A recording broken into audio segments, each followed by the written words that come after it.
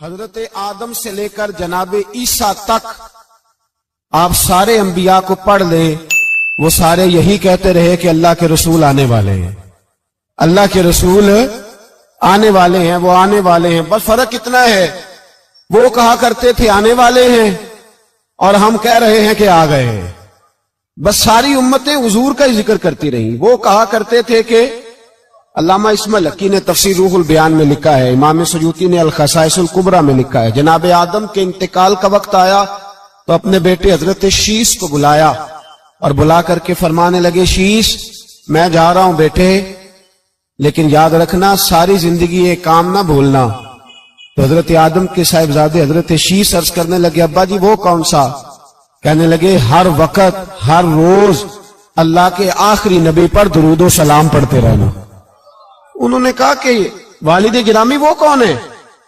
تو حضرت آدم کہنے لگے، جب اللہ کریم نے میرے اندر روح پھونکی تھی تو میں نے جنت کے درختوں اور پتوں پر لکھا دیکھا تھا لا الہ الا اللہ محمد رسول اللہ صلی اللہ علیہ وسلم۔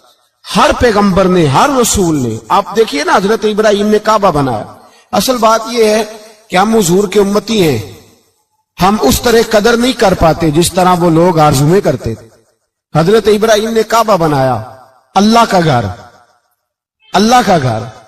یہاں جو آدمی اپنے سگے بیٹے کو بھی گھر بنا کے دیتا ہے، وہ بھی اپنی بہو کو کہتا ہے میں نے بنا کے دیا، حالانکہ اپنے بیٹے کو دیا ہے۔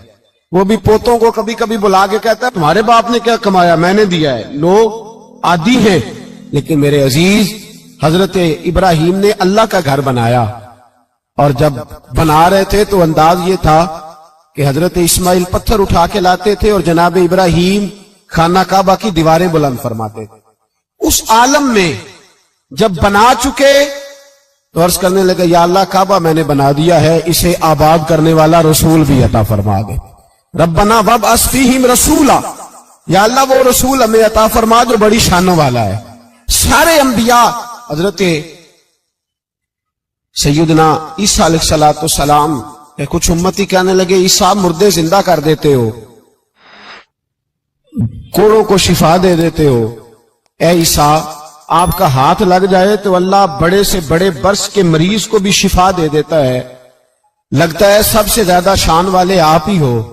تو حضرت عیسیٰ کہنے لگے نہیں، وَمُبَشِّرٍ بِرَسُولٍ يَأْتِي مِن بَعْدِهِ اسْمُهُ احمد، فرمایا شان والا تو وہ ہے جس کی میں تمہیں خوشخبری دینے آیا ہوں، وہ میرے بعد آئے گا اور اس کا نام احمد ہوگا، وہ اس کی میں تمہیں خوشخبری دینے آیا ہوں۔ میرے بھائی، میرے رسول کریم سید عالم صلی اللہ علیہ وسلم کے بارے میں ہر نبی، ہر پیغمبر، ہر رسول یہ کہتے آئے وہ آنے والے ہیں، اور ہم کیا کہہ رہے ہیں؟ ہم کیا کہہ رہے ہیں؟ فرق اتنا ہے، وہ کہا کرتے تھے آنے والے ہیں، اور ہم کیا کہتے ہیں؟ ہم کہتے ہیں آ گئے ہیں۔ عید میلاد النبی ہے، کیا سہانا نور ہے، دیکھو آ گیا وہ نور والا جس کا سارا ہی نور ہے۔ ہم یہ کہہ رہے ہیں کہ وہ آ گئے، بڑی عزت والا، بڑی شان والا۔ رب کریم بڑے بلند حوصلے والا ہے، وہ کسی کو جتلاتا نہیں کوئی شے دے کے، وہ نہیں جتلاتا، اس کو جو نہیں مانتے انہیں بھی روٹی دیتا ہے۔ جس نے ساری عمر نماز نہیں پڑھی اللہ نے اسے بھی بچے عطا فرمائے، اس نے ساری زندگی نافرمانی کی رب نے اسے بھی نعمتیں دی، کسی نعمت پر احسان نہیں جتلایا، لیکن فرمایا میرے نبی کے غلاموں ذرا ہوش سے رہنا، ذرا ہوش سے۔ ساری زندگی برادریوں پر ہی فخر کرتے رہے ہو، ساری زندگی بینک بیلنس اور جائیداد اور مال پر ہی تم نے فخر کیا ہے، فرمایا ایک فخر والی چیز میں تمہیں دے رہا ہوں، اور میں تمہیں بتا رہا ہوں لقد من اللہ علی المؤمنین اذ بعث فیہم رسولا۔ اور یار اس پہ کبھی غور تو کرو، اس پہ کبھی غور تو کرو، احسان جتلانا کو چھوٹی سی بات ہے، اور پھر مالک جس کے حوصلے پر کوئی کلام ہی نہیں کر سکتا، وہ مالک احسان جتلا کے تجھے کہتا ہے او مسلمان تو چھوٹا سمجھتا ہے، تو شاید ہلکا جانتا ہے، ہوش کر، اور اپنے اندر کے مصطفیٰ کریم کے اس غلام کو بیدار کر۔ رب فرماتا ہے میں نے تمہارے اوپر بڑا ہی احسان کیا ہے، میں نے بڑا ہی احسان کیا۔ یا اللہ کیا؟ فرمایا اس بعث فیہم رسولا، میں نے تمہیں اپنا شانوں والا رسول عطا کیا ہے۔ دیدہ دل کا دریچہ باز کرنا چاہیے، اور یا رسول اللہ جن کا تو آقا ہے ان کو ناز کرنا چاہیے۔ اب تھوڑا مسلمان ہونے پہ بھی فخر کرو، کبھی کوئی پوچھے تو اسے بتایا کرو ہم رسول اللہ کے غلام ہیں، یہ بھی ہماری برادری ہے اور یہ سب سے بڑی برادری. اس برادری کے اندر بھی لوگوں کو لائیں. آپ کو پتہ ہے میلاد انقلاب کا نام ہے. میلاد جب تک نہیں ہوا تھا تو بیٹیاں زندہ دفن ہوتی تھیں. آپ علماء سے یہ سن تو لیتے ہیں پر ذرا اس معاشرے کی بے حسی تو دیکھو. بیٹی جان ہوتی ہے باپ کی, بیٹی رونق ہوتی ہے گھر کی. ایک آدمی کے 11 بیٹے ہیں تو مجھے ایک دفعہ کہنے لگا دعا کریں اللہ مجھے بیٹی بھی دے. تو میں نے کہا 11 بیٹے ہیں, کہنے میری تو منجی نو رونا بھی کسے نہیں, بیٹے تو نہیں یہ کام کرتے. دعا کریں اللہ بیٹی دے, میری چارپائی کے پاس تو کوئی بیٹھے. او بھائی بیٹی جو اتنے وقار والی ہوئی تو آپ پڑھیے نا, حضرت داہیہ کلبی کہتے ہیں میں موجود تھا جب وہ شخص آیا تھا. لوگ 12 ربیع الاول کے اس معاملے کو معمولی واقعہ سمجھنے لگے. نہ بھائی ہم تمہیں پیغام دے رہے ہیں یہ معمولی واقعہ نہیں. حضرت داہیہ کلبی کہتے ہیں اس شخص نے آ کے عرض کی یا رسول اللہ صلی اللہ علیہ وسلم میں نے 100 بچی زندہ دفن کی ہے, زندہ دفن. اور کہتے ہیں میری اپنی بیٹی, میں سفر پہ تھا تجارت پہ تو میرے پیچھے سے میرے گھر میں بیٹی ہو گئی. میری بیوی نے اپنے میکے جا کے چھپا دی. تو میں واپس آیا تو اس نے کہا بچہ ہوا تھا فوت ہو گیا, میں نے دفن کر دیا. جب بچی 4-5 سال کی ہوئی تو مجھے پتا چلا میری بیٹی ہے. کہتے میں اسے لایا اور میں نے اسے کہا میں تیرا باپ ہوں, تجھے تحفہ لے کے دوں گا, کھانا کھلاؤں گا. کہتے ہیں وہ میرے بالوں سے کبھی لپٹتی, کبھی میرے سینے پہ ہاتھ رکھتی, کبھی میرا ماتھا چومتی. پر میں اسے لے گیا اور لے جا کر میں نے گڑھا کھودا اور اس گڑھے میں اس بچی کو جب رکھا, اس نے باہر آنا چاہا تو میں نے اس کے سر پہ ضرب لگائی. جب چوٹ لگائی تو وہ دوبارہ گڑھے میں گری. میرا ویسے وجدان کہتا ہے کہ جب سے میلاد ہو گیا ہے آج کسی باپ کی بیٹی اگر چارپائی سے گر جائے تو شاید وہ ساری رات سو نہ سکے کہ بچی گر گئی ہے میری. کہتے ہیں میں نے چوٹ لگائی سر پہ, خون بہا تو وہ گری, میں نے مٹی ڈالی, وہ ابا جی کہتی رہی. کہتے ہیں جب اس کا وجود چھپ گیا اور اس کے چہرے پر مٹی پڑنے لگی تو اس نے ایک لفظ کہا, وہ لفظ مجھے آپ کے پاس لایا ہے. وہ بیٹی کہنے لگی اے اللہ بتا تیرا رحمت للعالمین نبی کب آئے گا. یا اللہ بڑی بیٹیاں دفن ہو گئیں, بڑی مائیں منڈیوں میں بک گئیں, غریب بڑے لٹ گئے, پریشانیاں بڑی بڑھ گئیں. اللہ بتا نا تو اسے کب بھیجے گا. اب کتنی دیر ہے, اندھیرا بڑا گہرا ہو گیا, اب نہیں جیا جاتا, اب نہیں سہا جاتا, اللہ تو کب بھیجے گا. حضرت داہیہ کلبی کہتے ہیں وہ بتا رہا تھا اور نبی کریم بار بار اپنی چادر کا پلو اٹھاتے تھے اور اپنے آنسو پوچھتے تھے. بار بار چادر کا پلو اٹھاتے تھے اور آنسو پوچھتے تھے, بار بار اٹھاتے تھے آنسو پوچھتے تھے. حضرت داہیہ کلبی کہتے ہیں حضور نے پوچھا تیری جرت کیسے ہوئی, تو حوصلہ کہاں سے لایا. اس نے کہا محبوبہ پتہ نہیں, لیکن قربان جاؤں یا رسول اللہ صلی اللہ علیہ وسلم میں نے آج سویرے آپ کے ایک صحابی کو یہ کہتے سنا ہے کہ وما ارسلناک الا رحمت للعالمین. تو وہ یہ رحمت للعالمین کے لفظ ہیں, یہ تو میں نے اپنی مرتی ہوئی بیٹی سے سنے تھے. تو آج جب میں نے اس کی زبان سے سنے تو میں نے کہا تو انہیں جانتا ہے. کہا جانتا ہوں. کہا مجھے بھی لے چل. تو حضور میں آپ کے دروازے آیا ہوں, رب معاف کر دے گا. تو میرے حبیب نے فرمایا چل پڑھ کلمہ, جو میرا کلمہ پڑھ دے اللہ اس کے سارے گناہ معاف کر دیا کرتا ہے.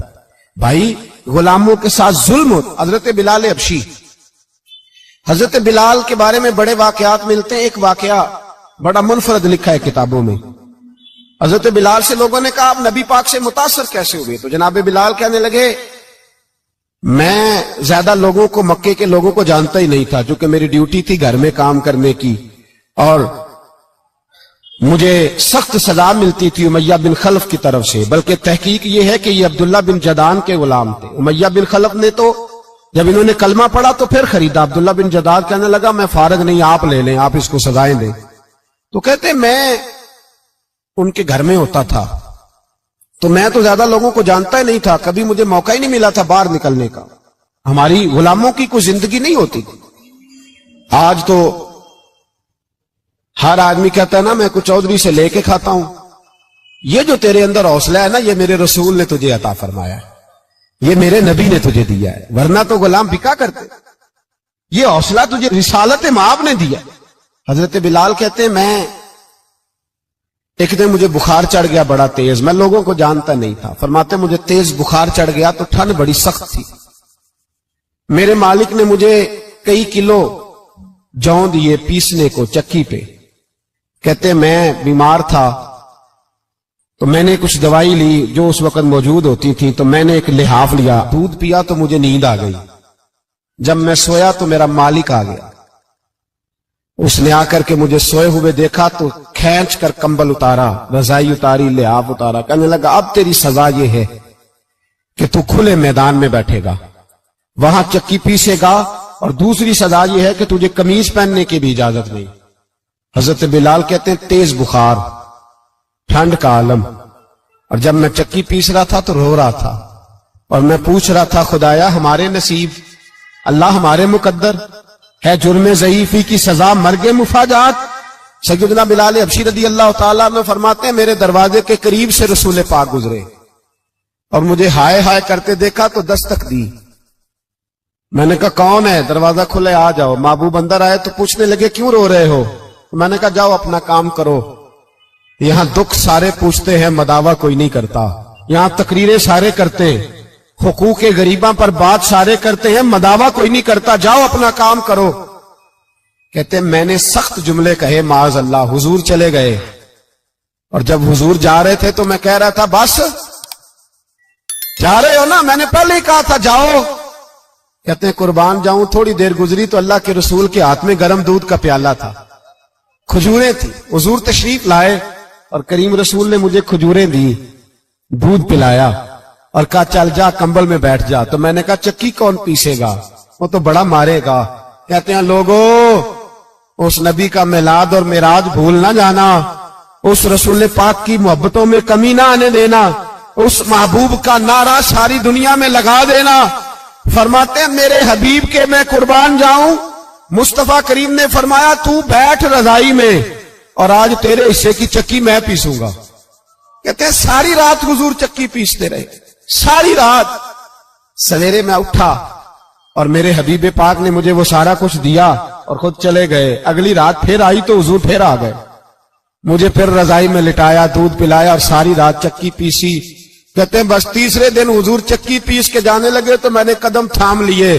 میں نے کہا حبیبہ دنیا ساری جھوٹ بولتی ہے، زمانہ سارا غلط کہتا ہے، جو غلاموں کے حصے کا کام کرے وہ اللہ کا سچا رسول ہوا کرتا ہے.